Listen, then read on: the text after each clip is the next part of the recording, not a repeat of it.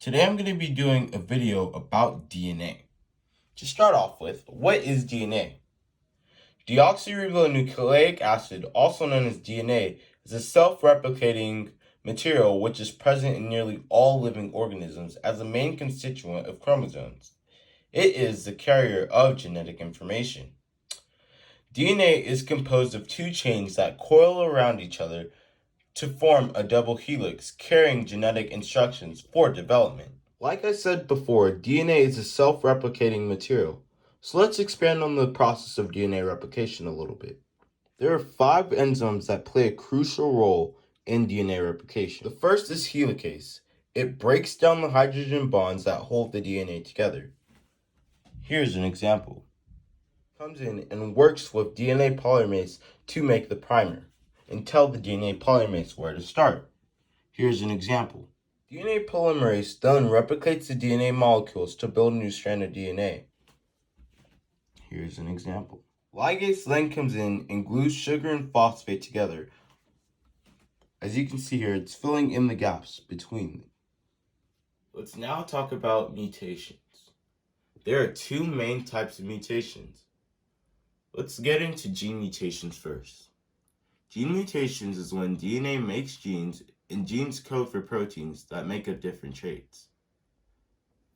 Mutations could include substitution, where the wrong base is matched, insertion, where an extra base is added, and deletion, where a base is removed. Why are insertion and deletion so significant? These 2 mutations are so important because when tRNA is reading the bases in groups of 3, if there is an extra base or a base is removed, the amino acids brought by the tRNA will be affected. This is called a frame shift mutation. Let's now talk about chromosome mutations. Some examples of chromosome mutations include duplication, where an extra copy of genes are generated, deletion, where some of the genetic material breaks off, inversion, where a broken chromosome gets inversed and put back onto another chromosome, translocation, when a fragment from one chromosome breaks off and attaches to another chromosome. Although mutations are random, there are factors that can make mutations more likely to occur, such as external factors like excessive radiation or internal factors that cause a problem during interphase. Mutations can be neutral due to silent mutations. For example, CUU on the codon chart codes for leucine, but if it's mutated to CUC, nothing will happen as it still codes for leucine. During meiosis, the chromosomes do not separate completely, causing the egg or the sperm cell to have too many or too few chromosomes. This is called non-disjunction. In the disorder sickle cell anemia, the gene that codes for hemoglobin is mutated. If you inherit 2 copies of this gene, one from each parent, you can have this disorder.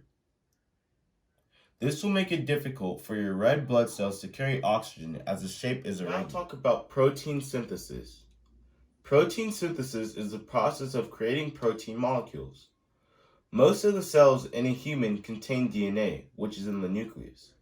Some DNA is non-coding DNA, while some DNA makes genes not activated. Genes code for active proteins. RNA.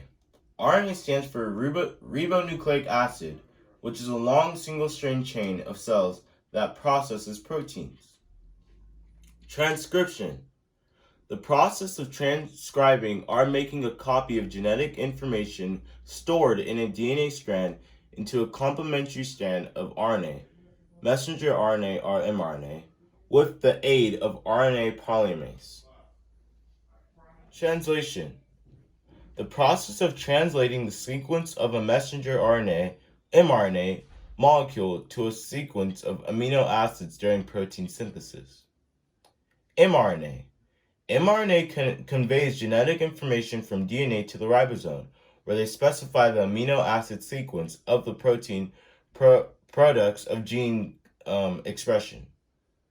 rRNA. rRNA is responsible for reading the order of amino acids and linking them together. tRNA.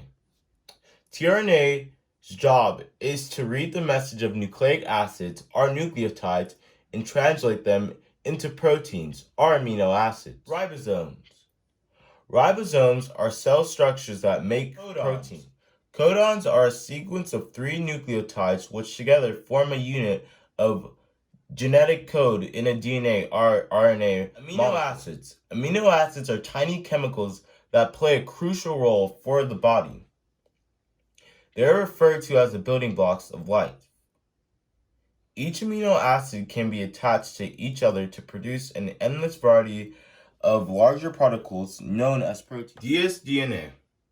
dsDNA is 2 strands that intertwine to form a double helix. If you were to unwind the double helix, this is what it will look like.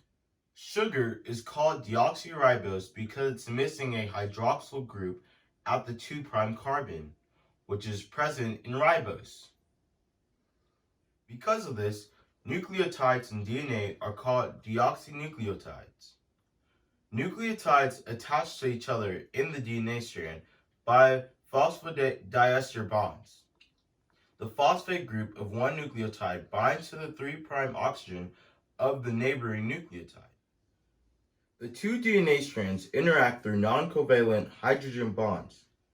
Each base forms multiple hydrogen bonds with the complementary base on the opposite strand.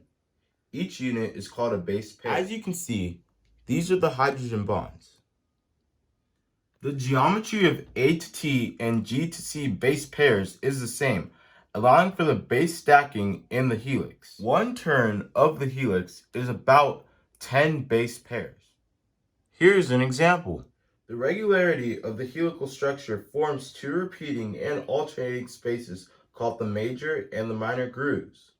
The major groove contains base pair specific information, while the minor groove is largely base pair non-specific. Here's an example of the 2 grooves.